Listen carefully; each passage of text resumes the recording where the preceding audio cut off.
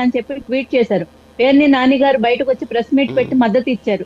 YCP కార్యవర్గం కానీ social media కార్యకర్తలు కానీ అందరూ బహిరంగంగా సపోర్ట్ చేశారు.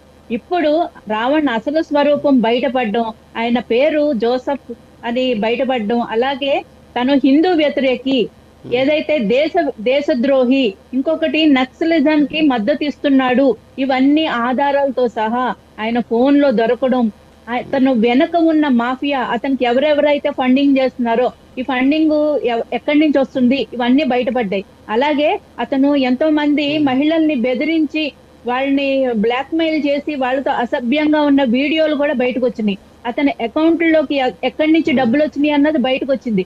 అంతేకాకుండా ఒక ఎంతో మంది సామాన్య పౌరుణ్ణి అత్యంత దారుణంగా కిరాతకంగా చంపిన హిడ్మా లాంటి వ్యక్తులకి సపోర్ట్ చేయడం బయటకు వచ్చింది. అలాగే మన దేశం మీద దాడి చేసిన కసబ్ లాంటి వాళ్ళకి సపోర్ట్ చేస్తూ మాట్లాడినది బయటకు వచ్చింది. ఇప్పుడు అతని మీద దేశద్రోహం కేసులు, ఉపా కేసులు ఇటువన్నీ అన్ని పడడం వల్ల వైసీపీ ఏదైతే తన మద్దతు ఇచ్చిందో అవి దిద్దుబాటు చర్యలు చేసుకుంటుంది సార్.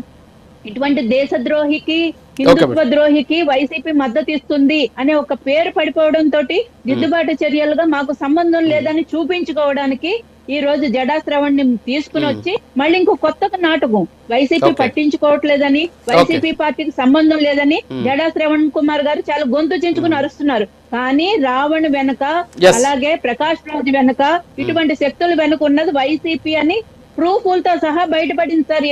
ఇది ఎవరో మేము కావాలని మాట్లాడుతున్నది కాదు, ఇది ప్రూఫ్లు, విత్ ప్రూఫ్స్ తో మాట్లాడుతున్నాం మేము. సో వైసీపీ ఇప్పుడు భయపడుతుంది ప్రజల నుంచి వ్యతిరేకత వచ్చేటప్పుడు. ఓకే, వస్తాను మేడం, మళ్ళీ వస్తాను మీ దగ్గరికి. దుర్గాప్రసాద్ గారు, గుడ్ మార్నింగ్ సార్.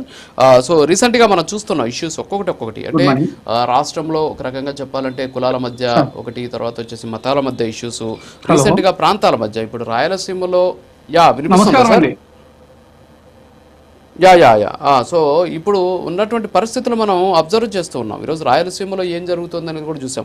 నేను తోపుదర్తి ప్రకాష్ రెడ్డి వాళ్ళ ఇంటి దగ్గర సిచ్యువేషన్ కూడా మన విజువల్స్లో కూడా చూసినటువంటి పరిస్థితి. దీంతోపాటు ఈ YCP use and throw policy follow అవుతుంది అని చెప్పేసి కూడా ఇందాక జడశ్రవణ్ మాట్లాడింది కూడా మీరు విన్నటువంటి సిచ్యువేషన్. సో ఏంటి అసలు ఆంధ్రప్రదేశ్లో ఏం జరుగుతుంది, నిజంగానే అలాంటి సిచ్యువేషన్ కనిపిస్తుందా? సో నిన్న తోపుదర్తి ప్రకాష్ రెడ్డి ఇంటి దగ్గర బాటిల్స్ కావచ్చు, తర్వాత వచ్చేసి ఆ రాళ్ళు కానీ స్వాధీనం చేసుకోకపోతే పరిస్థితి ఎలా ఉండేది?